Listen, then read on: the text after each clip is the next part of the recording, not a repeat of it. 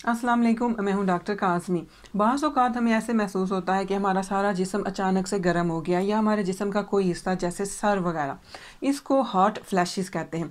और ये कंडीशन क्यों होती है, किस तरह से हम इस कंडीशन से बच सकते हैं, ये आज की इस वीडियो का टॉपिक है। हॉट फ्लैशेस के जो सिम्पटम्स हैं उनमें शामिल है कि हमारी स्किन अचानक से गर्म होना शुरू हो जाती है, हमारा जिस्म रेड होना शुरू हो जाता है, जैसे कि हमारा चेहरा, गर्दन, कान वग़ैरह।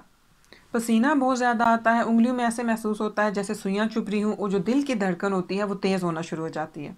हॉट फ्लैशेस आखिर होते क्यों हैं? ख़वातीन में जो इसकी बड़ी वजह है वो ये है कि जब उनके पीरियड्स रुक जाते हैं, जिनको मेनोपॉज़ कहा जाता है, तो इसकी वजह से फिर उन्हें हॉट फ्लैशेस का मसला हो जाता है।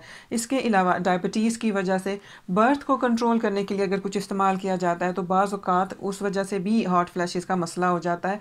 और इसके अलावा स्पाइसी फ़ूड खाने की वजह से, कैफ़ीन यानी चाय या कॉफ़ी पीने की वजह से, स्ट्रेस की वजह से, सिगरेट नोशी की वजह से, या अगर आप ऐसी जगह पे हैं जहाँ टेम्परेचर थोड़ा ज़्यादा है यानी गर्म कमरे में हैं, इस वजह से हॉट फ्लैशेस हो जाते हैं। और प्रेगनेंसी के पहले और दूसरे ट्राइमेस्टर में भी हॉट फ्लैशेस का मसला हो जाता है।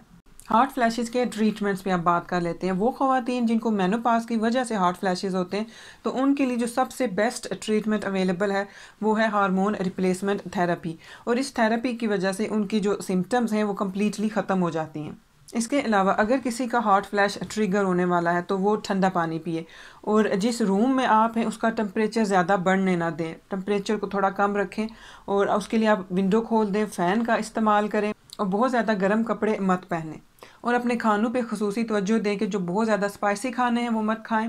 कॉफ़ी, टी वगैरह का इस्तेमाल ज़्यादा मत करें।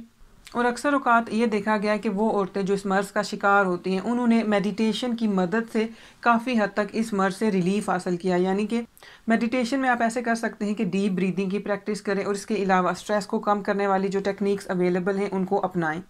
और वो लोग जिनका वज़न ज़्यादा है वो पूरी कोशिश करें और अपने वज़न को कम करें। मैं उम्मीद करती हूँ आपको ये वीडियो अच्छी लगी होगी। अपना ख्याल रखिएगा। अल्लाह हाफ़िज़।